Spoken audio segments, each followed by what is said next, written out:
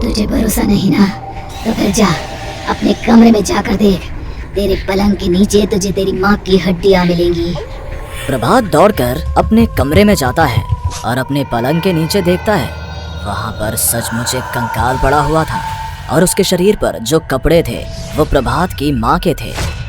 क्या बात है, आज तो आप सुबह से ही बहुत बिजी हैं।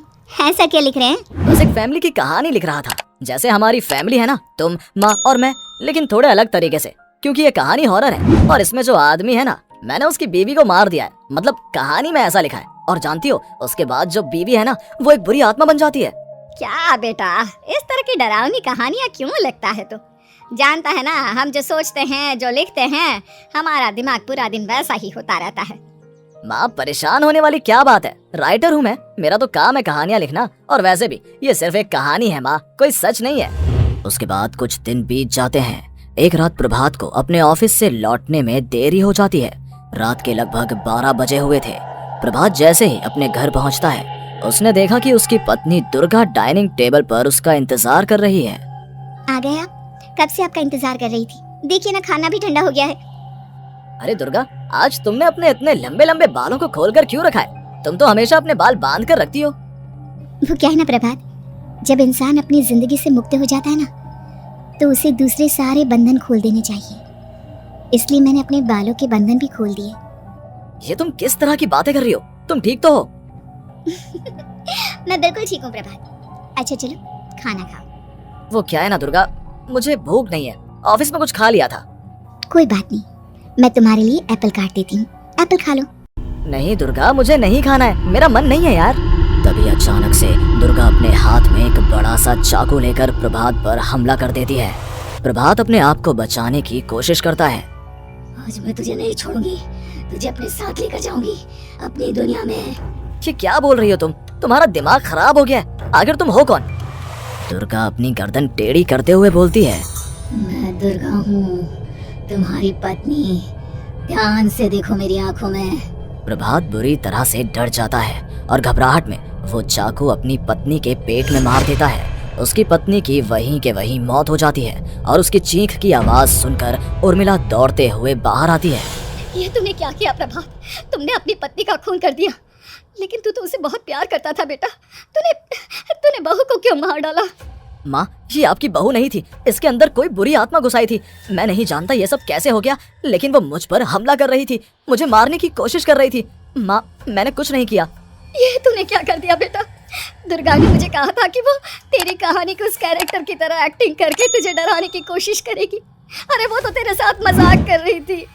हे भगवान, ये क्या हो गया? इसका मतलब दुर्गा। लेकिन माँ, मैंने जो कहानी लिखी थी उसमें भी ऐसा ही हुआ था। उस औरत ने अपने पति के साथ मजाक किया और गलती से उसके पति ने उसके पेट में चाकू मार दिया। मेरी कहानी सच कैसे हो सकती है? माँ, मुझे बहुत डर लग रहा है। अब ये सोच, दुर्गा की लाश का क्या करें हम? अगर गलती से भी ये बात बाहर फैल गई ना, तो तुझे पूरी जिंदगी जेल की सलाखों के पीछे रहना पड़ेगा। एक काम करते हैं माँ, हम घर के पीछे वाले बगीचे में उसकी लाश को दबा देते हैं। अगर कोई पूछेगा तो कह देंगे कि उर्मिला अपने मायके गई और फिर एक दिन हम भी अचानक यहाँ से कहीं दूर चले जाएंगे। कोई नहीं आएगा हमें पूछने, कोई नहीं आएगा माँ, बाद में जो होगा हम देख लेंगे। प्रभात अपनी माँ उर्मिला की मदद से दुर्गा की लाश को अपने घर के बगीचे में गाड़ देता है। कुछ दिन तो ऐसे ही बीत जाते हैं, लेकिन एक दिन अचानक रसोई से आ रही कुछ आवाजें सुनकर प्रभात की नींद खुलती है। प्रभात ने देखा कि वहां पर एक लंबे बालों वाली औरत दूसरी तरफ चेहरा करके खड़ी हुई थी। कौन है? कौन है वहां पर? अरे कौन हो तुम? मैं दुर्गा हूँ प्रभात। क्या हुआ? मुझसे इस तरह के सवाल क्यों कर रहे हो तुम? तुम दुर्गा नहीं हो सकती। दुर्गा तो प्रभात, मैं तुम्हारी पत्नी हूँ, तुम मुझे कैसे भूल सकते हो? 4 दिन के लिए मायके क्या चली गई? तुम तो मुझे भूल ही गए। अब अगली बार ना मैं कहीं नहीं जाऊंगी।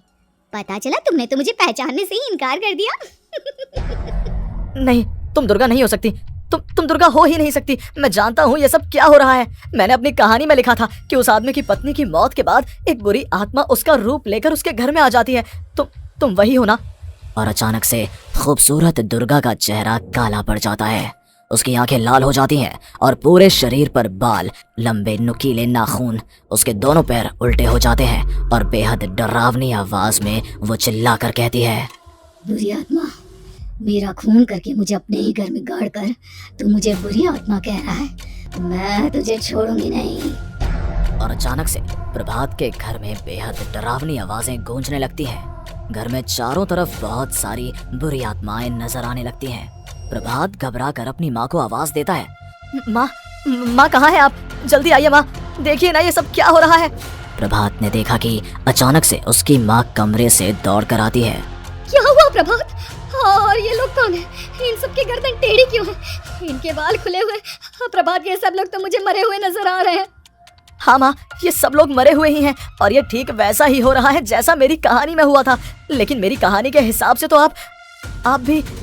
अचानक से उर्मिला का रूप बदल जाता है। वो भी एक डरावने साए की तरह बन जाती है और बेहद डरावनी आवाज में चिल्ला चिल्ला कर कहती है, मर गई तेरी माँ। जानता है, कल रात जब तू सो रहा था ना, तो मैंने उसके शरीर का सारा खून पी लिया। अब बस हड्डियां बची है उसके शरीर में। नहीं, ऐसा नहीं हो सकता, ऐसा बिल्कुल नहीं हो सकता। मेरी माँ नहीं मर सकती। तुझे भरोसा नहीं ना, तो फिर जा अपने कमरे में जाकर देख। तेरे पलंग के नीचे तुझे तेरी माँ की हड्डियां मिलेंगी। प्रभात दौड़कर अपने कमरे में जाता है और अपने पलंग के नीचे देखता है। वहां पर सचमुच एक कंकाल पड़ा हुआ था और उसके शरीर पर जो कपड़े थे वो प्रभात की माँ के थे। माँ, अब मुझे कुछ करना पड़ेगा। लेकिन मेरी कहानी में लिखा था कि माँ की मौत मेरे हाथों से होगी, पर माँ तो पहले ही मर चुकी है और वो बुरी आत्मा मुझे भी मार देगी। नहीं, इससे पहले कि वो मुझे कुछ करे, मुझे उसका काम खत्म करना होगा। प्रभात अपने हाथ में बड़ा सा चाकू लेकर उस बुरी आत्मा पर हमला कर देता है जिसने प्रभात की माँ का रूप लिया हुआ था। और अगले ही पल वो नीचे गिर जाती है और उसके शरीर से खून बहने लगता है। ऐसा नहीं हो सकता, एक बुरी आत्मा के शरीर में तो खून होता ही नहीं है। तो क्या सच में मैंने अपनी माँ को मार दिया? लेकिन अभी कुछ देर पहले तो फिर वो कंकाल किसका है? और ये कौन है? मैं पागल हो जाऊंगा। और अपनी माँ की लाश, इसका मैं क्या करूं? लोग पूछेंगे तो मैं क्या जवाब दूंगा? तभी वहां पर दुर्गा का रूप लेकर जो आत्मा थी उसने प्रभात से कहा, गाड़ दे अपनी माँ को ले जाकर उसी जगह जहाँ तूने मेरा खून करके मुझे गाड़ दिया था। चला जा। घबराया हुआ प्रभात पागलों की तरह अपनी माँ की लाश को लेकर बगीचे में गाड़ देता है। प्रभात की हालत पागलों जैसी हो जाती है। वो अपने आप को अपने घर में बंद कर लेता है। कहानी के हिसाब से तो आगे ये हुआ था कि कहानी लिखने वाले ने उन बुरी आत्माओं से डरकर आत्महत्या कर ली थी। तो क्या मैं भी मर जाऊंगा? क्या मैं भी आत्महत्या कर लूंगा?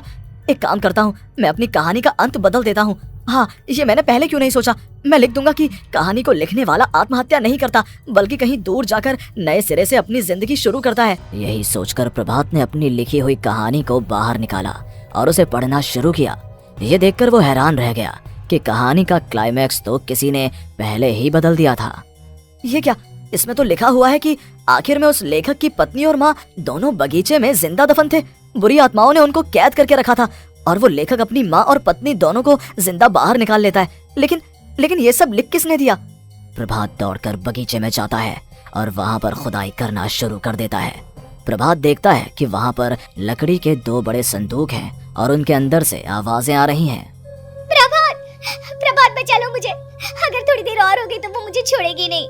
बेटा देखो, मैं इस बक्से के अंदर बंद हूँ। प्लीज मुझे बाहर निकालो। वो बुरी आत्मा किसी भी वक्त मुझे मार डालेगी। प्रभात वो दोनों बक्से बाहर निकालता है और अपनी पत्नी और माँ दोनों को आजाद करवा लेता है। लेकिन तभी वहाँ पर अचानक से एक बेहद डरावनी और खौफनाक दिखने वाली औरत आ जाती है। तुझे क्या लगा था इतनी आसानी से अपनी पत्नी और माँ को बचा लेगा? बस 5 मिनट और उसके बाद अमावस का चांद आसमान में आने ही वाला है। लेकिन तूने इन दोनों को बाहर निकाल लिया। अब तुझे मरना होगा। नहीं, मैं जानता हूँ मैं नहीं मरूंगा और अब आगे क्या करना है ये भी मुझे पता है। प्रभात, ये बहुत खतरनाक है। हमें मार डालेगी प्रभात। चलो यहाँ से। नहीं दुर्गा, अब मुझे अच्छी तरह से पता चल चुका है कि इस बुरी आत्मा से हम कैसे पीछा छुड़वा सकते हैं। और इतना कहकर प्रभात अपने हाथ में पकड़ी हुई सिंदूर की थैली उस बुरी आत्मा के ऊपर उछाल देता है। कुछ ही देर में वो जमीन पर गिरकर राख में बदल जाती है।